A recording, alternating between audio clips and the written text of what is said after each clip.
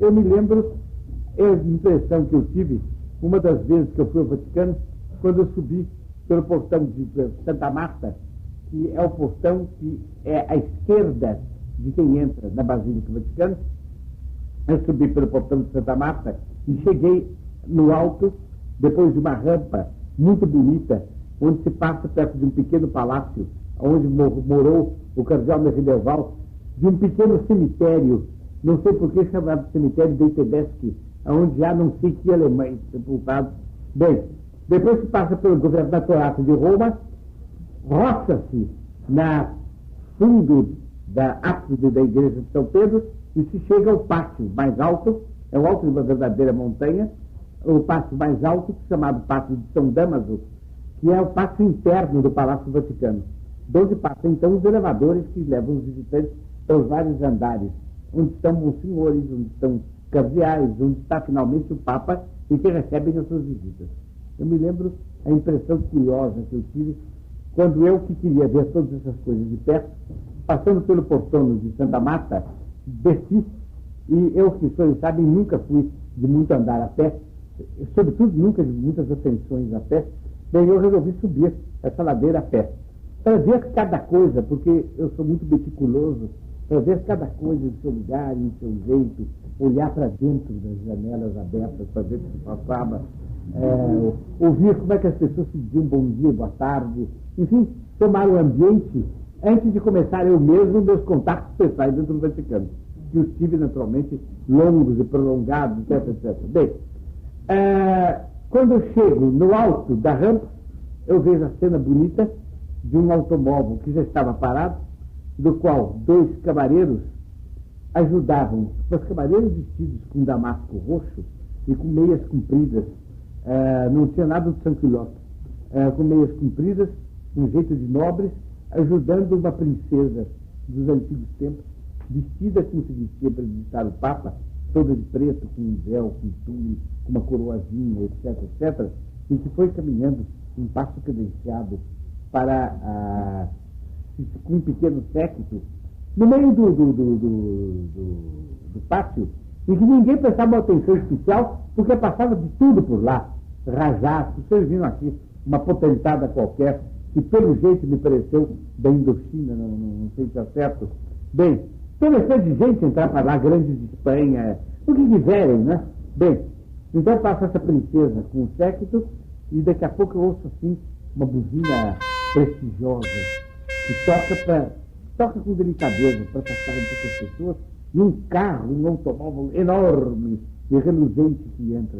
Era Myron Taylor, o representante do presidente dos Estados Unidos junto ao Papa, que entrava para ser recebido pelo Papa também. Então, essa conjunção da princesa dos antigos tempos, já sem poder temporal, com pouco dinheiro, hospedada com certeza num hotelzinho médio de Roma, que descia num automóvelzinho, trambloçant, como se diria em francês, em que os paralamas e todas as partes do automóvel pareciam ser assim uma certa dificuldade de se manter unidos. Da qual ela descia no esplendor de sua tradição, né? Recebida por dois guardas de honra também tradicionais, e caminhando com a serenidade e o alinhamento a todas as coisas da verdadeira tradição que não morre nunca e que não se incomoda nem sequer com sua própria pobreza.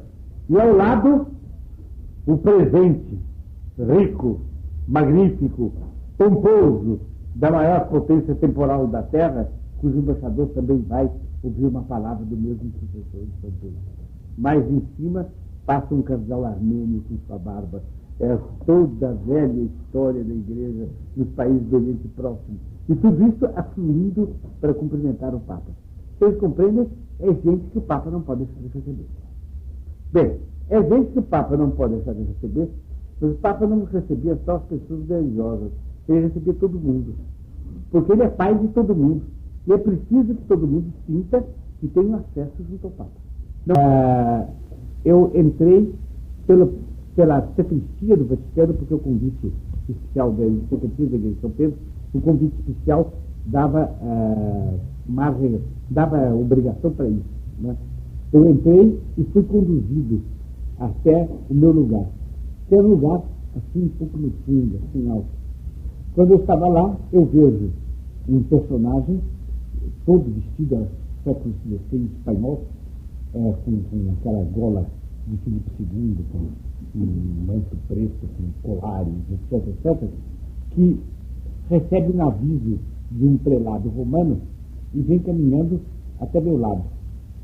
Eu pensei, isso não pode ser comigo. Mas o homem parou de mim e fez uma reverência. Eu fiz a reverência, que foi sair desse negócio. Ele me disse, olha, o senhor não está bem colocado. Ao lado do embaixador egípcio, existe um lugar para o senhor e para o seu secretário. Era o doutor Adolfo, moço naquele tempo. O senhor não quer descer, o senhor fica na primeira fila para ver passar o Papa. Eu agradeci, desci, assisti a chegada do Papa. Depois de uma grande espera, o Papa, na hora, eu começo a ouvir tocar o mas ninguém sabia por que era. Depois eu soube. Era o sinal de que o Papa tinha saído dos aposentos dele. Então ele toca um sino e se ouve na cidade inteira. Uns 10 minutos, talvez depois, eu não marquei. Ali não existe relógio. A gente não olha nada no relógio, tudo é eterno. Bom, eu ouço começar uma música magiosa. Eram, não me lembro bem, 200 ou 300 trombetas de prata, e o séquito que precedia o 12 conduzia dentro de si. Trombetas de prata lavradas por Michelangelo, que deixaram, portanto, cada uma era uma obra de arte única. Bem, e com o som, o timbre da prata e para corneta incomparável, e tudo de longe vinha se aproximando. À medida que o Papa ia chegando mais perto, teve um maior número de pessoas, mais rapidamente, mais energicamente, os cornetas iam chegando mais perto. Quando o Papa entrava na igreja, era depois de um longo cortejo, onde a gente via passar dignatários, padres de todas as ordens religiosas, assim homens que a gente via, homens quase lendários. Os senhores viam passar pelo meio, por exemplo, o geral da Companhia de Jesus. Por exemplo, uma figurinha preta, no meio do cortejo enorme do padre. Depois, então, chegarem, por fim, bispos, arcebispos, alguns de rito oriental, com umas castolas, todas embrulhadas em pano preto, com filas de pedras preciosas, né? Um bispo abexim, escuro como a noite, e com um véu cor-de-rosa muito leve, todo bordado com esmeraldas. Era do rito copta. Católicos e romanos, naquele tempo não havia ecumenismo, nem coisa desse gênero, né? Católico, apostólico, romano puro. Bem, depois no final os cardeais e depois vinha o Papa. No cortejo do Papa, um portador, um monsenhor, com um saco. E 2 outros carregando 2 gaiolas, cada uma das gaiolas com um pombinho. Quando o Papa terminava a missa, desde tempos imemoriais, em nome dos cônegos da Basílica de São Pedro, se aproximava aquele que trazia o saco, que era com moedas de ouro, e cantava 3 vezes. Promissa bene cantata. Ajoelhava. Depois mais uns passos. Promissa bene cantata. Depois a 3ª vez, e dava ao Papa espóstula. E os pombinhos faziam parte do pagamento. Era para ele comer no almoço.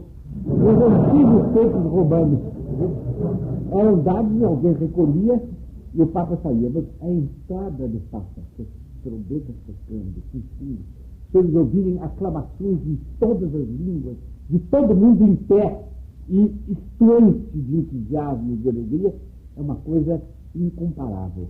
Eu faço voto que vocês possam ver isso algum dia. Eu levei vários objetos para benzer por Pio XII, e entre eles pus umas velas. As velas que se levavam para o Papa benzer eram velas lindas, que vendiam na Via della Conciliazione, todas trabalhadas, com relevos, com figuras, etc. Ele abençoou, eu guardei de novo na minha pasta, com muitos outros objetos. Quando cheguei ao hotel, eu pensei o seguinte: eu tinha intenção de dar uma vela dessas na sede e dar outra à minha mãe. Eu pensei com os meus voltores: o que é que eu vou fazer dessas velas? Eu disse: não, Uma dessas velas deve ser guardada para quando eu morrer. O agonizante católico morre com a vela na mão. E eu quero que a vela com que eu morra na mão seja a vela abençoada pelo vigário de Cristo. Assim eu terei unido a cátedra de Roma até quando eu estiver sem sentido. Até quando eu estiver entre a vida e a morte. E meu intelecto já não articular mais nenhum pensamento, por recomendação minha mão vai ser agarrada a essa vela, que representa tudo aquilo que eu amo na terra, com o qual, seu Papa, tudo quanto há na terra é digno de amor, sem o qual nada é digno de amor, apenas de desprezo, porque está marcado pelo pecado original e pelo domínio do demônio. É o projeto natural da alma. Vocês podem imaginar, então, como todos guardavam até para a hora da morte uma palavra do Papa.